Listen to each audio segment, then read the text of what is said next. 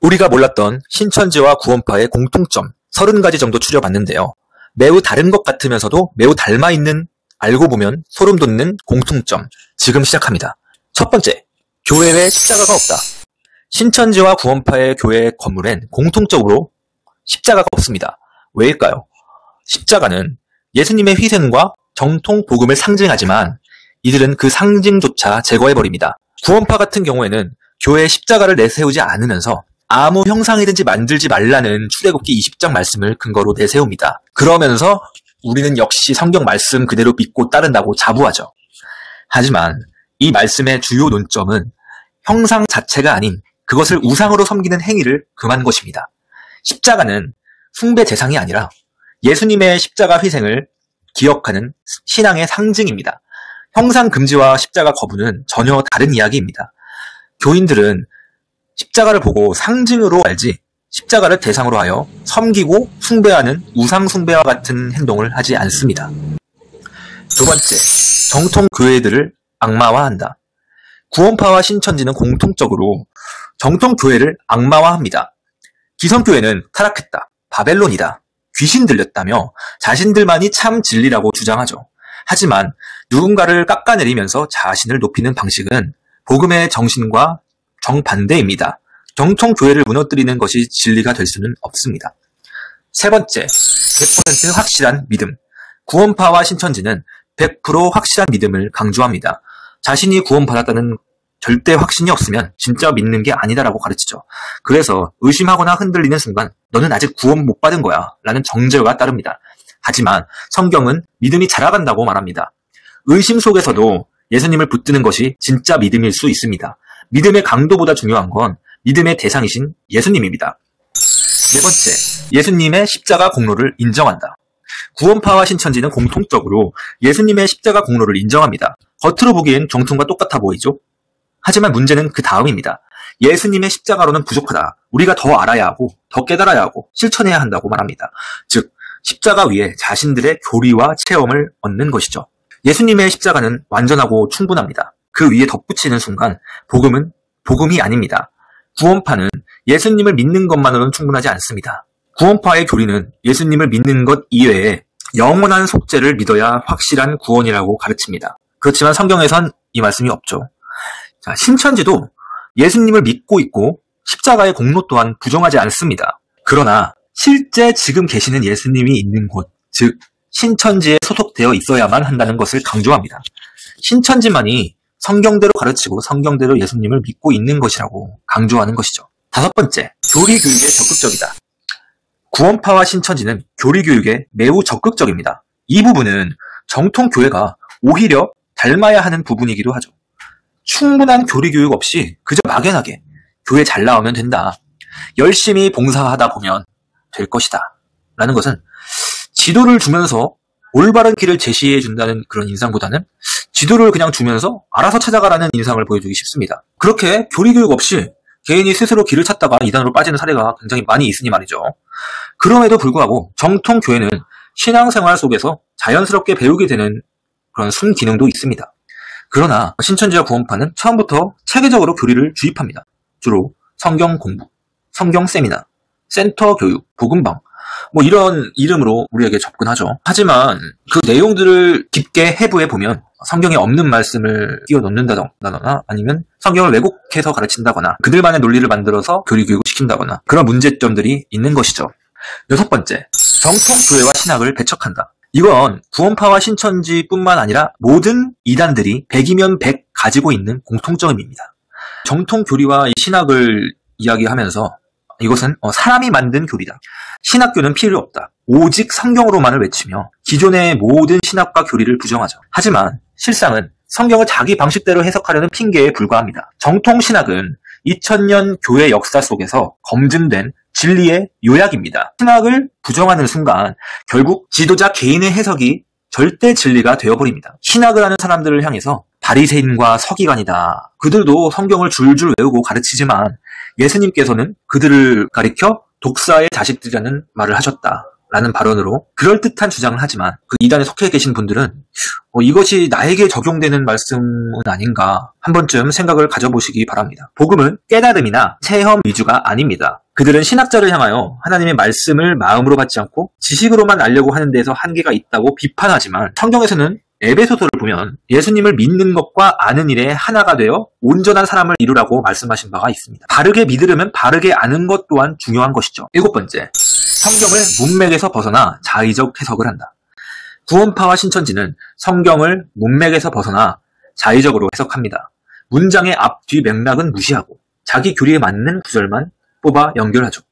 구원파의 경우 히브리서 10장 10절을 근거로 하여 단번에 거룩해졌기 때문에 구원받은 이후 반복적 회개가 필요 없다는 결론을 내리는데, 이 말씀은 칭의의 완전성을 말하지만 그와 동시에 히브리서 전체 맥락은 거룩함을 따라가는 삶을 촉구합니다. 또한 마태복음의 이 내용은 율법적 완전이 아니라 하나님의 성품을 닮아가는 성화의 여정을 말하는 것인데, 구원파는 영원한 속죄의 깨달음과 체험, 신천지는 완전한 믿음과 계시를 깨달아야 한다는 주장으로 말씀을 왜곡합니다. 또 신천지의 경우 비유풀이로 주로 성경을 해석하는데, 성경에 나오는 자연물이나 대부분의 단어들을 모두 비유로 해석합니다. 이런 해석은 성경 전체의 문맥과 역사적 배경을 무시하고 단어마다 고정된 상징을 억지로 끼워 맞추는 방식입니다. 신천지와 구원파는 모두 짝교리라는 방식으로 성경을 해석합니다. 구약과 신약, 앞장과 뒷장을 짝지어서 뜻을 연결해낸다는 식이죠.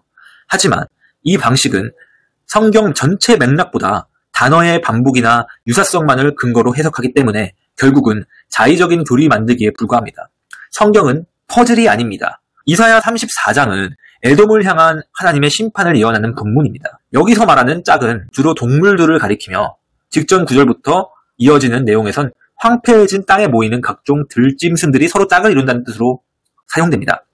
즉, 이 구절의 핵심은 하나님의 계획된 심판은 질서 있게 이루어지며 그 말씀은 한치의 오차도 없이 응한다 라는 선언입니다. 성경을 구절별로 짝지어 해석하라는 의미가 전혀 아닙니다. 그런데 신천지와 구원파는 이렇게 왜곡합니다. 성경 구절에는 다 짝이 있다. 그래서 구약과 신약을 자기들 기준으로 막 연결을 시키죠.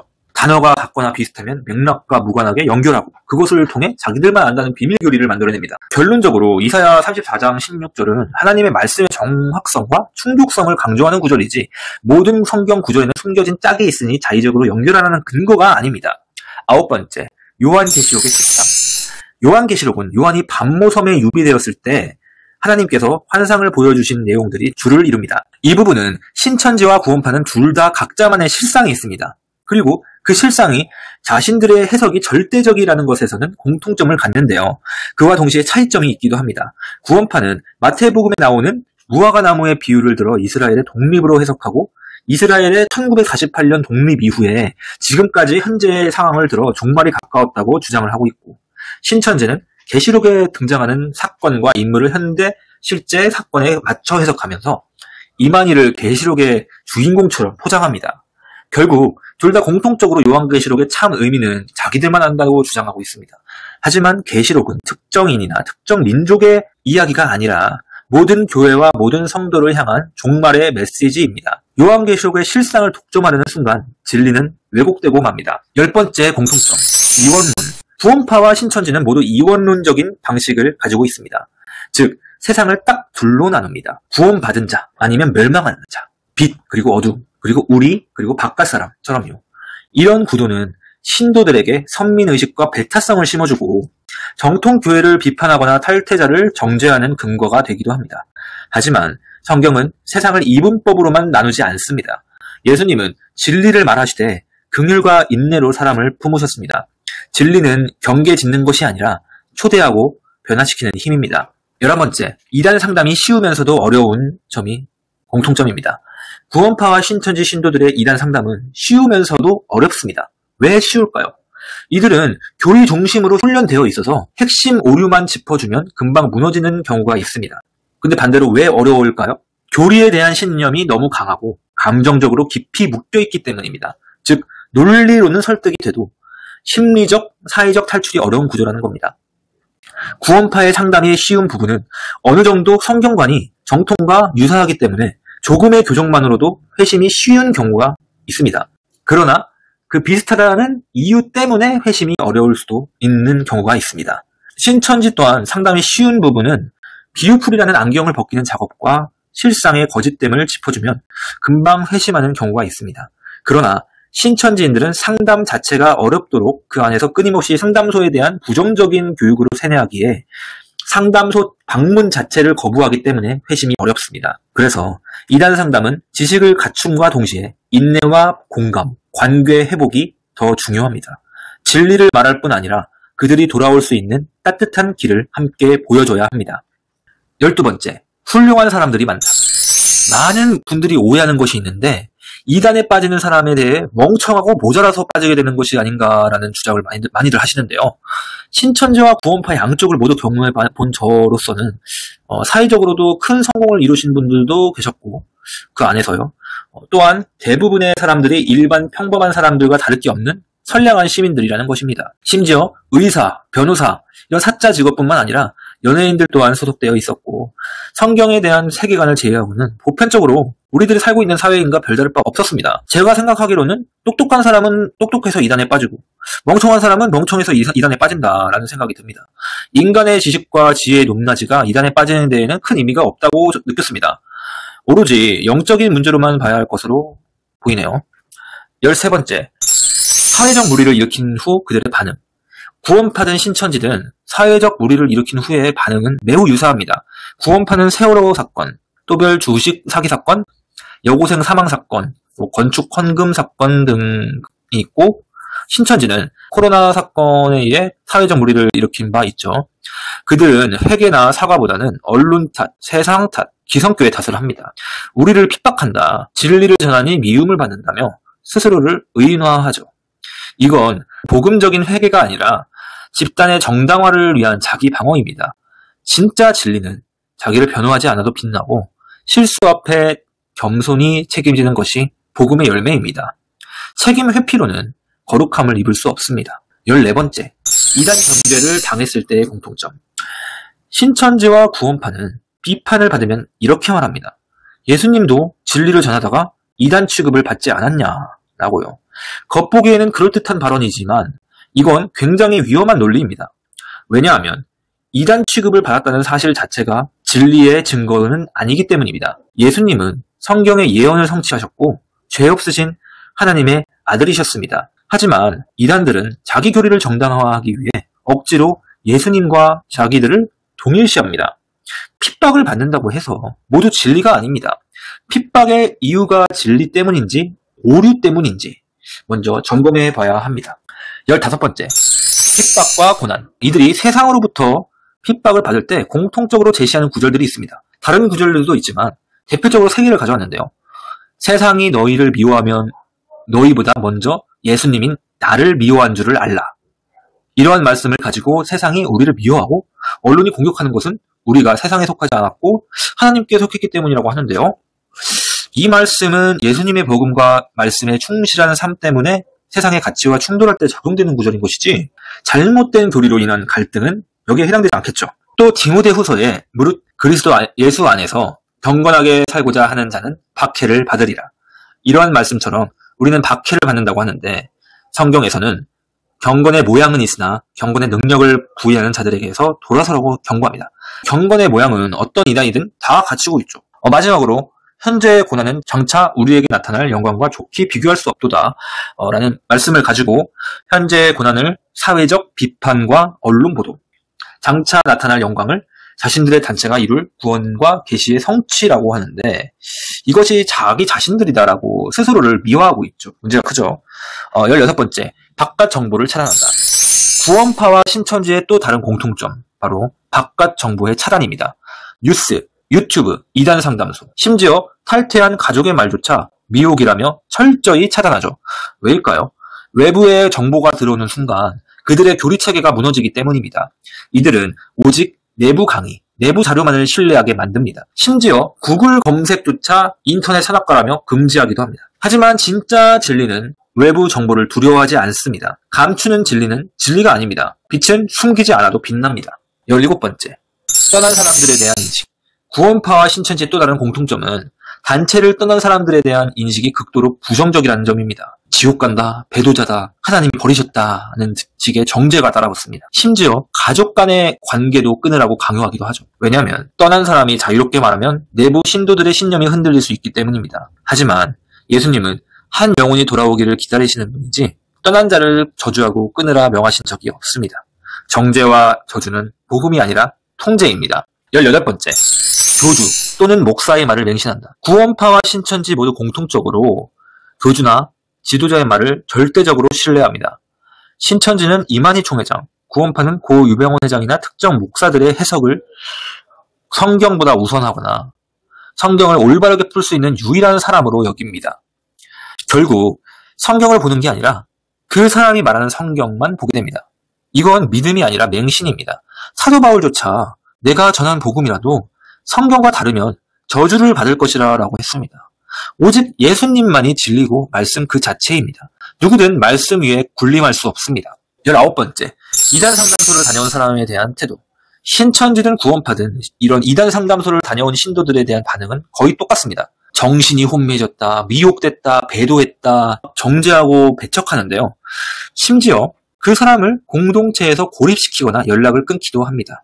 저 같은 경우에는 가족들에게 말했을 때 거기를 왜 가냐면서 구원받은 애가 거기 가서 그 말을 왜 듣고 있냐면서 뭐 너는 애초에 구원받은 애가 아니었다라면서 뭐 그러지 않고서야 그 꼬임에 넘어갈 수 없는 것이다라며 막 쌍욕까지 먹었는데요. 왜 이렇게 민감하게 반응할까요? 이단 상담은 진리에 대한 대적이라고 생각하기 때문입니다. 그래서 상담소를 불신하고 상담받은 사람조차 원수처럼 대합니다. 하지만 진리가 있다면 대화와 검증을 두려워할 이유가 없습니다. 상담을 갖다고 죄인이 되는 건 아닙니다. 오히려 진리로 돌아가려는 용기일 수 있습니다. 20번째, 탈퇴자들의 유형. 어떤 이단이든 거기서 탈출한 사람들 중 대부분은 정통 교회로 돌아가지 않습니다. 그곳은 타락한 곳이고 진리가 없다고 세뇌를 당했기 때문이죠. 그래서 아예 무교가 되거나 교리가 정화되지 않은 채 세상을 살아갑니다. 또 어떤 경우는 비슷한 또 다른 단체나 아류 집단으로 빠지게 됩니다. 왜 그럴까요? 그 교리 중심의 신앙 구조에 익숙해졌기 때문입니다. 그 틀에서 벗어나지 못한 채 조금만 표현이 달라도 뭔가 비슷한 느낌의 단체에 다시 끌리게 되는 거죠. 심지어 그나마 여기는 덜 극단적이니까 괜찮겠지라고 스스로를 설득하고 합리화하기도 합니다. 하지만 거짓은 형태를 바꿔도 여전히 거짓입니다. 아류를 분별하려면 무엇보다 복음의 본질로 돌아가야 합니다. 21번째, 소속감과 자부심. 구원파와 신천지 신도들은 강한 소속감과 자부심을 갖고 있습니다. 우리는 진리를 아는 사람이다. 세상과 다른 특별한 부르심을 받았다는 확신이 있죠. 이건 단순한 소속감이 아니라 선민의식과 우월감으로 이어지기도 합니다. 그래서 가족이나 친구가 아무리 걱정해도 그들은 아직 몰라서 그래 하며 자기들만이 선택받은 무리라고 믿습니다. 소속감이 교만이 될 때 진리는 공동체가 아니라 자아의 울타리에 갇히게 됩니다. 22번째, 처음 그 정도를 접했을 때. 구원파나 신천지가 그들만의 교리를 처음으로 들었을 때 공통적으로 간증하는 것이 있습니다. 이런 설교와 이런 성경 해석을 어디에서도 들어본 적이 없다. 왜 이제야 이걸 알게 됐을까? 이런 확실한 계시의 말씀을. 내가 이 영원한 속죄를 알고 모든 죄를 다 사함을 받았구나. 내가 어느 교회를 가도 내 이런 말씀을 들어본 적이 없는데 여기가 진짜구나 하고 빠지게 되고, 신천지는 이런 비유가 숨어 있었구나, 성경에. 약속의 목자가 있는 곳은 이 신천지 여기밖에 없구나. 내가 이걸 왜 이제 알았을까? 많은 내 가족들도 다 이걸 깨달아야 할 텐데. 처음 그 교리를 접했을 때 이런 과정을 다들 거치더라고요. 23번째, 말씀에 목마른 자들.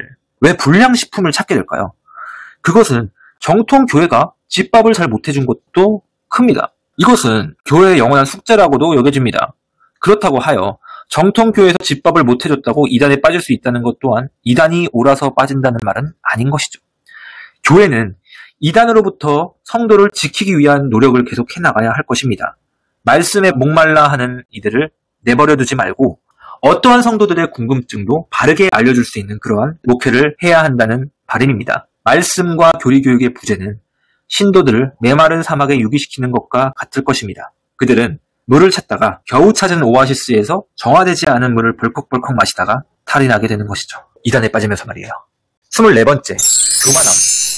구원파와 신천지 신도들 안에는 공통적으로 영적 교만함이 자리 잡고 있습니다. 누군가 그들에게 예수님을 잘 믿고 있나요? 라고 질문한다면 우리만큼만 예수를 믿으면 된다. 토론하자. 어떤 기성교회 목사든 나와봐라. 난 자신 있다. 우리는 진리를 깨달았다. 다른 교회는 몰라도 우리는 안다는 식의 말이 겸손함보다는 우월감, 교만으로 표현이 되겠죠. 성경 해석, 구원에 대한 확신, 계시 지식이 확실하다고 믿기 때문에 다른 사람의 말을 잘 들으려고 하지 않고 정통신앙을 무시하는 태도를 보입니다. 하지만 예수님은 지식보다 마음이 가난한 자가 복이 있다고 하셨습니다. 복음은 아는 만큼 자랑하는 것이 아니라 아는 만큼 낮아지는 것입니다. 25번째, 우린 그렇게 가르치지 않는다라는 주장.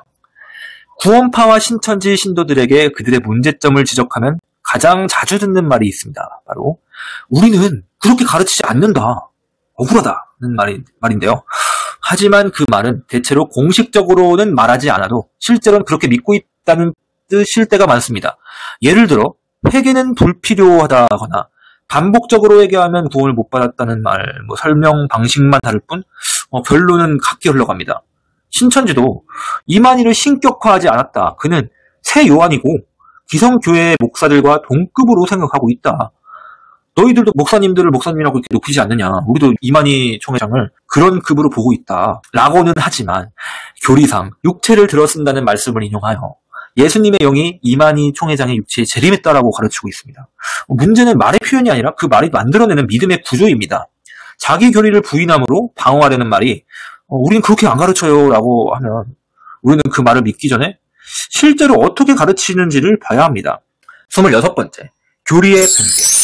구원파와 신천지는 시간이 지나면서 교리를 은근히 바꾸는 공통점이 있습니다. 처음에는 회개는 필요 없다고 하다가 비판이 많아지면 회개는 있지만 구원과는 상관없다는 식으로 표현을 완화합니다. 666이 컴퓨터 바코드라고 했다가 베리칩으로 입장을 바꾸고 이제는 다른 무언가일 수도 있다라는 주장을 한다거나 하는 것도 하나의 교리 변개입니다. 신천지도 처음에는 이만희를 직접적으로 보혜사라고 하더니 지금은 그렇게까지는 말하지 않는 식으로 용어를 바꿔갑니다. 이렇게 교리를 변개하는 이유는 이만희 씨의 사후를 대비하는 것이고 비판을 피하고 외부에 더 설득력 있어 보이려는 전략입니다. 하지만 진리는 시대에 따라 바뀌지 않고 처음부터 끝까지 일관되어야 합니다. 변하는 복음이 아니라 사람의 말입니다. 27번째, 성경 공부 합석. 이미 구원을 받은 구원파 신도와 이미 센터 교육을 마친 신천지 신도는 이 전도 대상자들을 위해 그 성경 공부 자리에 합석합니다. 신천지는 그들만의 암호 은어로 이를 잎사귀라고도 표현하는데 열매가 맺히려면 잎사귀가 옆에서 잘 바람을 잡아줘야 한다는 것이죠. 구원파의 성경 강연회나 성경은 사실이다 전도 집회 또한 전도 대상자가 마음을 열도록 옆에서 자리를 지켜주는 것 또한 교회의 지체로서 전도를 하는 것과 같다는 사명감을 심어줍니다. 28번째, 사도신경을 하지 않는다. 구원파와 신천지 모두 공통적으로 사도신경을 하지 않습니다. 왜냐고 물어보면은 사람이 만든 거라서 성경에 없으니까 라고 답하죠. 하지만 사도신경은 초대교회부터 내려온 정통신앙의 요약입니다. 예수님의 성육신, 십자가, 부활, 재림까지 성경의 핵심 진리를 간결하게 고백한 신앙 고백문이죠. 사도신경을 거부하는 것은 단순히 형식을 거부하는 게 아니라 정통 교리 자체를 부정하는 신호일 수 있습니다. 진리를 믿는다면 그 진리를 고백하는 일도 부끄러워하지 말아야 합니다. 29번째, 기체 군대 그리고 실습.